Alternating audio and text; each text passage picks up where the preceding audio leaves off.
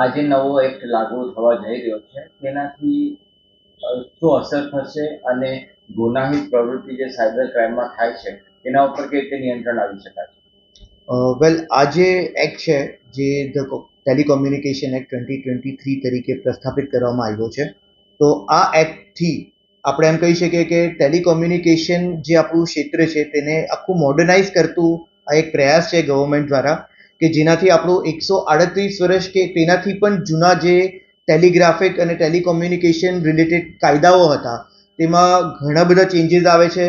તમારા sim card ફ્રોડથી લઈને, sim card ક્લોનથી લઈને, તમારા જે ઇનલીગલ ઇન્ટરસેપ્શન ઓફ કોલ અને એવા ઘણા બધા અલગ અલગ પ્રકારના જે ક્રાઇમ્સ થતા હતા તે બધા પર ડાયરેક્ટલી ઇનડાયરેક્ટલી એક તરહનું નિયંત્રણ જે છે તે આ ધ ટેલિકોમ્યુનિકેશન એક્ટ 2023થી લાગુ કરવામાં અને અમલ કરવામાં 26 જૂન 2024થી આવી ગયો છે. આની અંદર જે સિમ કાર્ડ થકી ફ્રોડ થતા હતા એના ઉપર કેવી રીતે નિયંત્રણ લાવવા માટે સરકારે વિચાર્યું છે? વેલ, આ જે એક્ટ છે તેમાં જે સિમ કાર્ડ છે એટલે કોઈ એક વ્યક્તિ પોતાના નામ પર એક મર્યાદિત સિમ કાર્ડ જ લઈ શકે તેવી જોગવાઈઓ છે.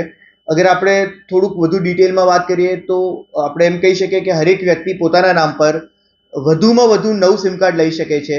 અને આ જે જોગવાઈઓ છે તે જમ્મુ એન્ડ કાશ્મીર જે સ્ટેટ છે અને જે નોર્થ ઇસ્ટર્ન સ્ટેટ છે તેમાં જે પણ વ્યક્તિ છે તે પોતાના નામ પર વધુમાં વધુ ફક્ત 6 સિમ કાર્ડ જેટલા લઈ શકે છે.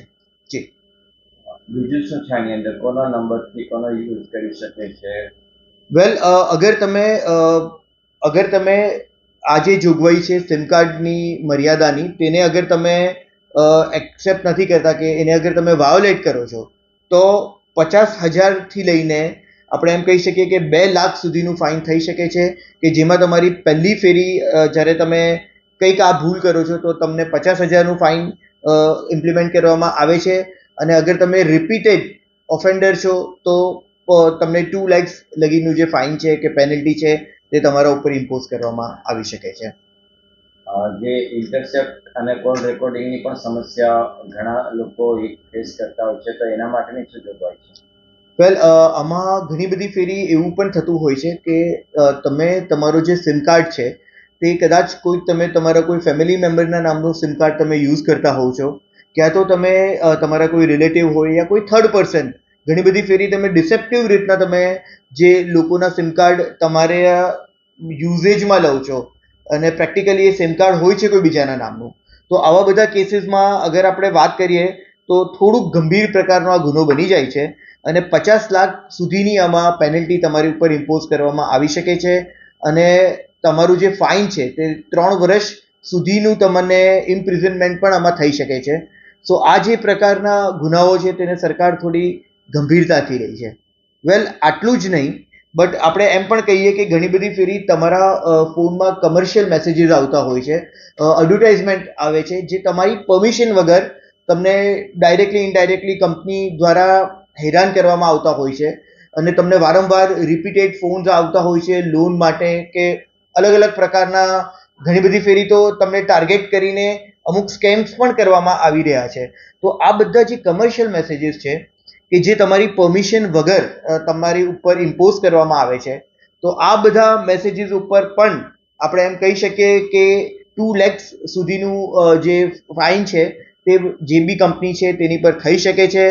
અને તમે તમારા ઓપરેટર જે છે ટેલિકોમ ઓપરેટર તેમને એક ફેરી ફરિયાદ કરો અને પછી બી અગર એનું નિરાકરણ નથી આવતું તો એ ટેલિકોમ ઓપરેટર જે છે તેની ઉપર પણ સેમ પેનલ્ટી જે છે which is up to 2 lakhs rupees તે ઇમ્પોઝ કરવામાં આવી શકે છે.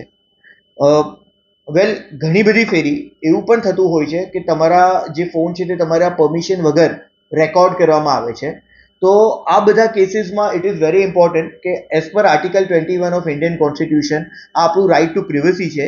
આપણે પૂછ્યા વગર કોઈ આપણી પરમિશન વગર આપણો કોલ રેકોર્ડ નહીં કરી શકે અને આ જે સુરક્ષા છે તે આપણે કોન્સ્ટિટ્યુશન દ્વારા આપવામાં આવે છે. આટલું જ નહીં, પણ અગર આપણે ટેલિકોમ્યુનિકેશન એક્ટની વાત કરીએ તો એના બેઝિસ ઉપર એવા ઘણા બધા લોકો છે જે ઇલિગલી કોઈ બીજાના કોલ ઇન્ટરસેપ્ટ કરે છે અને ઘણી બધી ફેરી તેઓ અનઓથોરાઇઝ જે ડેટા છે તે ટ્રાન્સફર પણ કરતા હોય છે અને ઘણી બધી ફેરી ટેલિકોમ્યુનિકેશન નેટવર્ક જે હોય તેનું ઇલીગલી જે એક્સેસ છે તે ગેઇન કરતા હોય છે. તો આવા બધા જે ઇન્સિડન્ટ્સ છે તેને ગવર્મેન્ટ ખૂબ જ એકદમ ધ્યાનથી અને બહુ જ ગંભીરતાથી લે છે. અને આમાં જે બી ક્રિમિનલ છે કે જે બી અક્યુઝ વ્યક્તિ છે તેમને અપ ટુ 2 કરોડ રૂપીઝ લગીનું ફાઇન થઈ શકે છે અને અપ ટુ 3 years લગીની ઇમ્પ્રિઝનમેન્ટ પણ થઈ શકે છે.